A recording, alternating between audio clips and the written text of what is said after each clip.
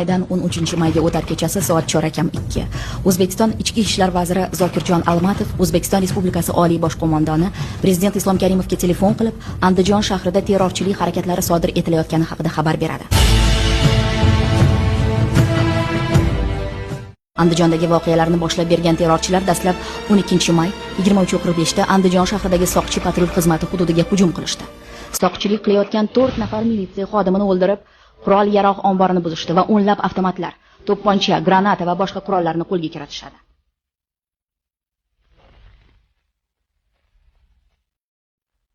Oradan bir soatlar o'tgach, qurollarni ko'paytirib, saflarini kengaytirib olgan jinoyatchilar to'dasi Respublika Mudofaa vazirligiga qarashli 34-harbiy qism hududida paydo bo'ladi. Bu yerda ham jinoyatchilar tomonidan 4-5 soqchi o'ldirilib, ko'plab qurol-yarog'lar o'g'irlanadi.